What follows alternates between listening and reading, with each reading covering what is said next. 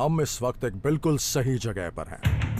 क्या आप बात कर रहे हैं? ये सामान मेरे काम का है। यहाँ है नाइव्स, बेयनेट्स, मेडल्स। मार्क को नहीं पता उस केज में क्या है। मेरा जानी दुश्मन लॉरेंस मुझे देखकर कह रहा है वो मुझे चाहिए। ये मेरा टाइम है। हर रोज लाखों लोग ट्रैवल करते हैं और करीब 70,000 बैग्स दुनिया भर के एयरपोर्ट पर लोगों से छूट जाते हैं। जब कोई इन्हें क्लेम नहीं करता तो पब्लिक ऑक्शन में सबसे ऊंची बोली लगाने वाले को इन्हें बेच दिया जाता है। किस्मत की चाबी इन्हीं सूटकेसेस में छिपी है, लेकिन अगर आपको अमीर बनना है तो रिस्क तो लेना ही पड़ेगा। बिली लेरॉय, फॉर्मर एड एग्जीक्यूटिव, अपनी पहली पेंटिंग $18,000 में बेची। न्यूयॉर्क में इनकी खुद की एंटीक और प्रॉप शॉप है। सही डील करना बच्चों का खेल नहीं है। मार्क मायर, लॉन्ग आइलैंड के एक थ्रिफ्ट शॉप ओनर, 16 साल की उम्र में इन्होंने विंटेज वॉच 10 गुना ज्यादा कीमत पर बेची। मैं एक हसलर हूँ, मैं कुछ भी खरीद और बेच सकता हूँ। लॉरेंस और सैली मार्टिन। लॉरेंस एक फॉर्मर एरोस्पेस इंजीनियर है और सैली एक MBA। पिछले 20 सालों से LA में ये दोनों एक एंटीक स्टोर चला रहे हैं। तुम्हारे पास कमाल के आइडियाज हैं, लेकिन उन आइडियाज को एग्जीक्यूट करने के लिए तुम्हें मेरी जरूरत है। ये है baggage battles. Soul! North Carolina, जिसे टबैको, टेक्सटाइल और वॉर हिस्ट्री के लिए जाना जाता है। 18th सेंचुरी में एक किसान के बेटे को यहाँ करीब 7.5 किलो का गोल्ड नगेट मिला और तब से कैरोलिना अमेरिका का पहला गोल्ड रश स्टेट बन गया। ट्रांसपोर्टेशन हब ग्रीन्सबरो के साउथ में करीब 5 मिलियन पाउंड का खोया हुआ, डैमेज्ड या गलत पते पर भेजा गया सामान बेचा जाता है। ये है क्वालिटी सैल्वेज। इस ऑक्शन में काफी सारा सामान एक साथ मिलता है और मुझे वही चाहिए। एक चीज लो और बड़ा हाथ मारो। ये ऑक्शन बहुत ही खास होने वाला है क्योंकि ये उस स्टेट में है जिसे टेक्सटाइल और फर्नीचर का हब माना जाता है। मैं इस वक्त नॉर्थ कैरोलिना में हूँ। यहाँ की हिस्ट्री कमाल की है। यहाँ सिविल वॉर हुई थी और यहाँ एक जबरदस्त टबैको इंडस्ट्री है। इस ऑक्शन का सामान किसी हीरे से कम नहीं होगा और मैं एक असली जौहरी हूँ। मैं नॉर्थ कैरोलिना में कई बार आया हूँ और मैं जानता हूँ कि यहाँ कैसा सामान हो सकता है, इसलिए अगर सोच समझकर बोली नहीं लगाई तो काफी नुकसान झेलना पड़ जाएगा। ये लॉस्ट फ्रेट ऑक्शन है। कह सकते हैं कि यहाँ आपको हर तरह का सामान मिलेगा। यहाँ हर चीज है, मिनी कार, एक कॉफिन, इलेक्ट्रॉनिक्स और टैनिंग बेड्स भी। इसे तो बहुत लड़कियों ने इस्तेमाल किया होगा। ये काफी अच्छा है। इसके अंदर भी काफी सारे बॉक्सेस हैं, पर आप खोल कर नहीं देख सकते। लेकिन सामान अच्छा लग रहा है, बहुत अच्छा। कुछ पुराने टॉयज हैं। अगर लॉरेंस और सैली इस पर बोली नहीं लगाएंगे तो मुझे ये सस्ते में मिल जाएगा। मेरा जानी दुश्मन लॉरेंस। क्या दिख रहा है? इसमें टॉयज भरे हैं। हमें उसमें 10 टॉयज नजर आ रहे थे और 10 टॉयज हमें हजारों डॉलर का फायदा दिला सकते हैं। इस लॉक्ड केज में मुझे काफी सामान नजर आ रहा है। मैं इस पर बोली लगा सकता हूँ। इसमें काफी अजीब सामान भी है। मुझे तो ये पुराना प्रोजेक्टर लग रहा है। 2 बॉक्सेस में क्या है पता नहीं, लेकिन हो सकता है कि उसके नीचे कुछ कमाल का सामान मिल जाए क्योंकि ये थोड़ा सा ही खुला है और समझ नहीं आ रहा कि अंदर क्या है। इतना सा किसके लिए खोला है पता ही नहीं। तो ये है एक किट एंटीक कार। ये टूटी हुई है, ना तो इसे कोई खरीदेगा ना इसे मैं खरीदने वाला हूँ।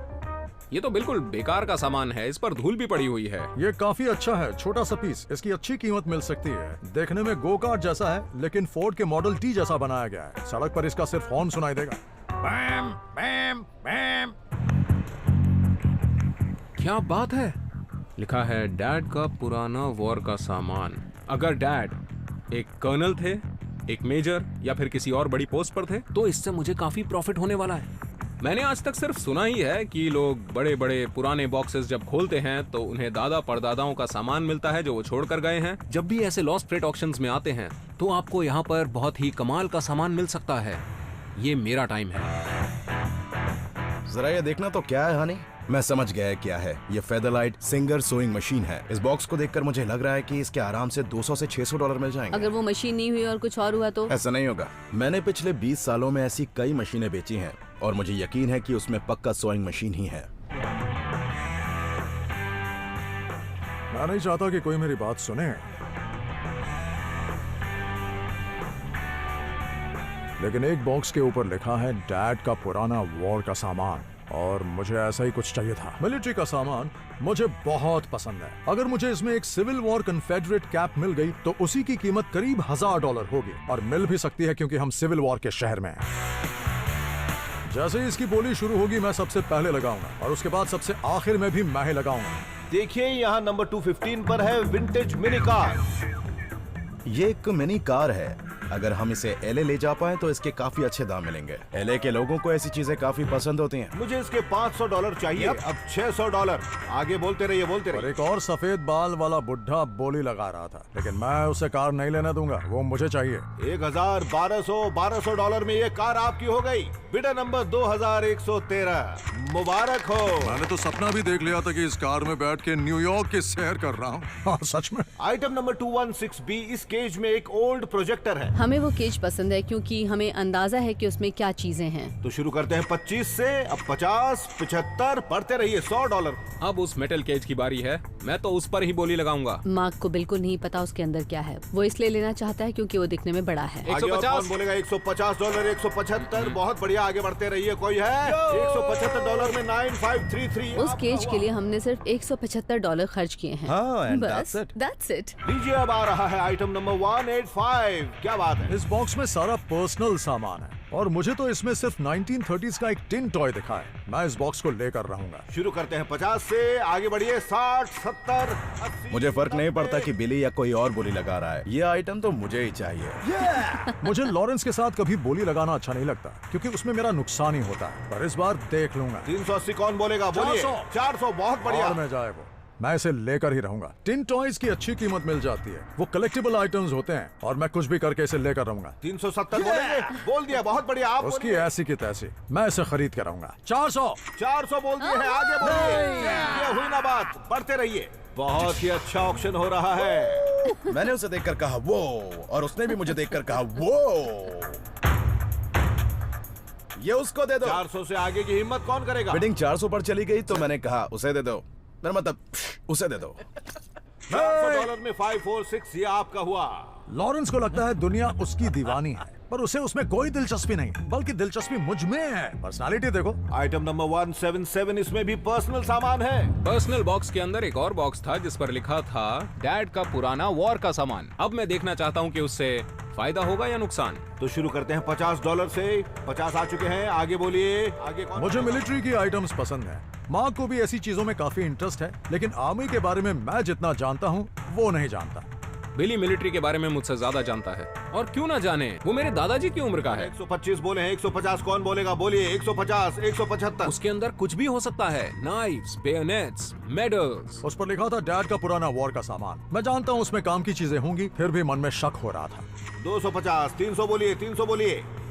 तो जब बोली 250 पर पहुंच गई तो मैंने कहा जाने दो। तो ये इनका हो गया। वो बॉक्स मुझे मिल गया, मजा आ गया। मैं उस पर $600 तक खर्च करने को तैयार था, लेकिन वो मुझे उससे कम कीमत में मिल गया। अब बस देखना है कि उसके अंदर क्या है। यही खत्म होता है। हमने इस ऑक्शन में $200 खर्च कर दिए। हमें उम्मीद है कि इसमें कम से कम 500 से 600 का सामान निकलेगा, लेकिन केज को देखकर कुछ नहीं कह सकते, कुछ भी हो सकता है। चलो खोल कर देखते हैं क्या है। आराम से, आराम से इसे खोलना। यहाँ पर ये प्रोजेक्टर रखा है और इस पर लिखा हुआ है मदर एल। ये तो मदरलोड ब्रांड है। इसके तो आराम से $100 मिल जाएंगे। ये तो वही होगी जो मैंने कही थी, सोइंग मशीन। ये हमारा गेस है, हाँ, हो सकता है कि ये वही हो। लेकिन ये फिल्म प्रोजेक्टर भी हाँ, हो सकता चलो है। देखते हैं। अगर ये सिंगर की फेदरवेट सोइंग मशीन हुई तो इसकी कीमत आराम से $500 से $700 होगी। चलो इसे निकाल कर देखते हैं। वही है। हमें मिली एक फेदरवेट सोइंग मशीन, वो भी कमाल की कंडीशन में। ये एक मिस्ट्री बॉक्स है, मुझे इसमें कुछ नजर नहीं आ रहा है। हो सकता है कि ये खाली हो। देखते हैं। बॉक्स को खोलो। पक्का खोल दूं? बॉक्स को खोलो। ओके, तुम अगर कह रही हो तो खोल कर देखते हैं। ओह, क्या बात है हनी, ये पक्का किसी टेक्सटाइल बिजनेस का ही सारा मटेरियल है।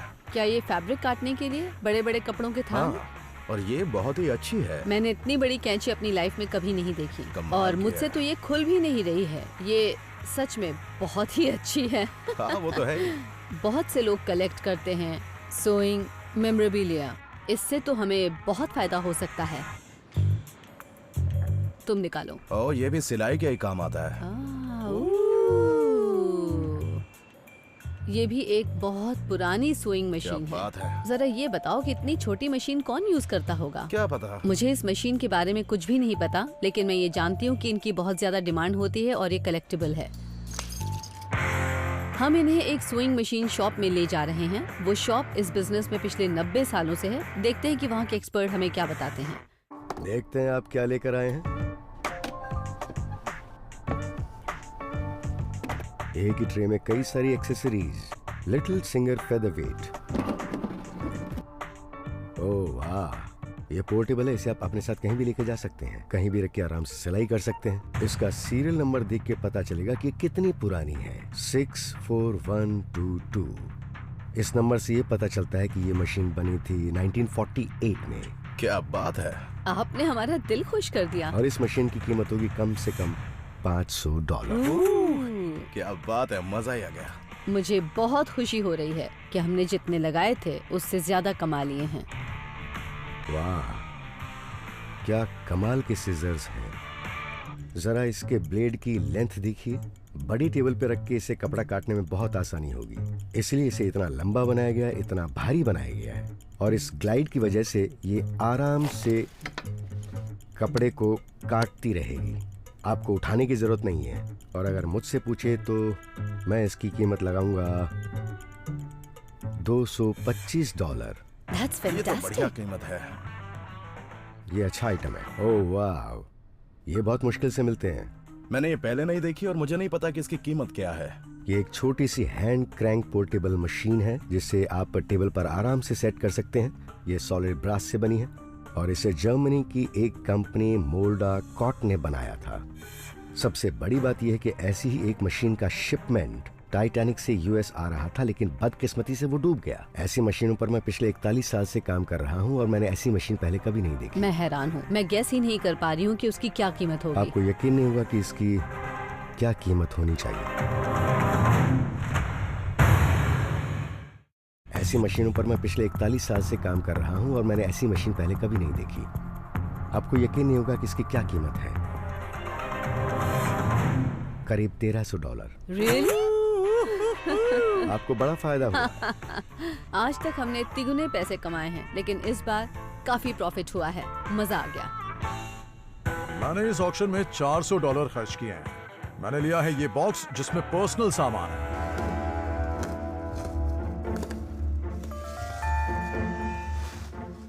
इस बॉक्स में कुछ भी हो सकता है। इसी वजह से लॉरेंस मुझसे झगड़ रहा था। Oh wow, oh man, this is great. यहाँ लिखा है मार्क्स। ये एक यूएस टिन टॉय कंपनी है और लिखा है हनीमून एक्सप्रेस, क्योंकि 30s में ट्रेन में सफर करना काफी ग्लैमरस माना जाता था। मुझे लगता है इसके मुझे आराम से $250 मिल जाएंगे। अरे वाह, ये एक टूल बॉक्स है, हैंडमेड। इसमें कुछ खास नहीं है, सिवाय इसके अंदर स्टिकर लगे हैं। लेकिन इस टूल बॉक्स में और क्या खास हो सकता है? इसमें बना है स्वस्तिक। ये दिलचस्प बात है क्योंकि लोग हमेशा कहते हैं स्वस्तिक स्वस्तिक, क्योंकि इंडिया के लोग स्वस्तिक को गुड लक सिंबल मानते हैं और नाज़ीज से पहले इन्हें अच्छा माना जाता था। नाज़ीज का सिंबल भी है। हिटलर की वजह से लोग इसे पसंद नहीं करते हैं। तो मुझे लगता है कि मुझे इसके मिल सकते हैं $250 से $300। इस बॉक्स में काफी सामान है और अभी तो मैंने थोड़ा ही निकाला है। वाह, भारी है। ये एक बहुत पुराना ट्रंक है, सिविल वॉर के दौरान का होगा शायद। मुझे इसके आराम से $150 मिल जाएंगे। ओह वाह, पुराने क्विल्ट्स की काफी कीमत होती है और यहाँ तो इन्हें कलेक्टिबल माना जाता है। इसे संभाल कर रखना होगा, कहीं ये फट ना जाए। मुझे ये काम की चीज मिली है, मुझे इसके आराम से $500 मिल जाएंगे। अब ये क्या बला है? अरे बाप रे, ये तो मीट ग्राइंडर लग रहा है। ये काफी पुराना भी है। ये इसके अंदर लगेगा। किसी तरह की कॉर्न या मीट ग्राइंडिंग मशीन है। क्योंकि हम नॉर्थ कैरोलिना में हैं, ये मीट ग्राइंडर शायद टोबैको से जुड़ी हुई चीज हो सकती है, पर मैं नहीं जानता। अब क्योंकि हम टोबैको कंट्री में हैं, तो क्यों ना किसी एक्सपर्ट से पूछ लिया जाए। मैं एक टोबैको फार्म आया हूँ और यूएस में टोबैको के बिजनेस की शुरुआत यहाँ से हुई थी। ये मुझे देखने में मीट ग्राइंडर लग रहा है। मुझे बताइए ये क्या है? ये एक बड़ा सा टबैको ग्राइंडर है। ये मशीन बनाई गई थी करीब 1880 के दशक में। इसे जनरल स्टोर्स के काउंटर्स पर सेट कर दिया जाता था। ये जो अंदर देख रहे हैं ये है ग्राइंडर जो घूमता है। तो जब आप इसके अंदर थोड़ी सी टोबैको डालते हैं, देखिए ऐसे, तब इसे इस तरह चलाने से ये ग्राइंड हो जाती है। उसके बाद चाहे तो इसे अपनी सिगरेट या फिर पाइप में भर सकते हैं। तो ये एक कमाल की चीज है। इसकी कीमत क्या होगी? देखिए, अगर आप इसे यहाँ इस टोबैको रीजन से बाहर ले जाकर बेचेंगे तो ज्यादा कीमत मिलेगी। जैसे न्यूयॉर्क सिटी में आपको मिल सकते हैं 400 से $500। क्या बात है, मैंने $400 खर्च किए और मेरे पैसे दुगने हो गए। North Carolina, love you. आमतौर पर मैं ऑक्शंस में काफी सामान लेता हूँ, लेकिन इस ऑक्शन में मैंने सिर्फ एक बॉक्स खरीदा। सिर्फ एक बॉक्स, जिस पर लिखा था डैड का पुराना वॉर का सामान। नॉर्थ कैरोलिना की मेरी पूरी ट्रिप सिर्फ इसी बॉक्स पर टिकी हुई है।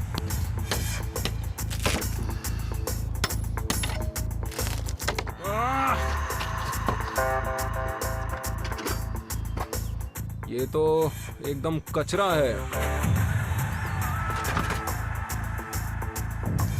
ये तो कोई एंटीक है। अच्छी कंडीशन में है पर।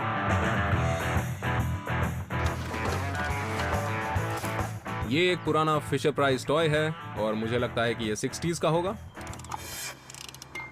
मुझे तो मेरे बचपन की याद आ गई। जो आइटम्स मैं बेचता और खरीदता हूं उससे मैं अटैच नहीं होता, लेकिन इस फिशर प्राइस टॉय ने मुझे सच में बहुत ही ज्यादा इमोशनल कर दिया। मुझे याद है मॉम के साथ मैं चर्च में यही सॉन्ग गाता था, ओल्ड गिब्सन केस। मुझे लगता है ये 60s का होगा। इसके अंदर गिब्सन गिटार तो होना चाहिए। अगर इसमें एक 1950s का गिब्सन गिटार हुआ तो समझ लीजिए मुझे भारी प्रॉफिट होगा। इस पर मेरी काफी उम्मीदें टिकी हुई हैं। प्लीज इसके अंदर कुछ निकल जाए। अगर इसके अंदर 1950s का गिब्सन गिटार हुआ तो मुझे भारी प्रॉफिट होगा इससे। कुछ भी नहीं है। मुझे इस वक्त बहुत ज्यादा बुरा लग रहा है। मैं बहुत अपसेट हूं। अब इसे खोलने का ही मैं कब से इंतजार कर रहा था। इसमें लिखा है डैड का पुराना वॉर का सामान। इससे मुझे काफी फायदा हो सकता है। हजारों डॉलर मिल सकते हैं। मुझे बहुत बुरा लगेगा अगर इसमें मुझे कुछ नहीं मिला और मैं यहां से खाली हाथ न्यूयॉर्क लौट गया तो। प्लीज इसमें कुछ अच्छा निकले। ओह, ये तो कुछ अच्छा लग रहा है। अब इसका इस्तेमाल क्या है? यूएस। जिस चीज पर भी यूएस लिखा हो उसका मतलब है मिलिट्री। ये कमाल की चीज हो सकती है। क्या पता इससे फायदा हो जाए।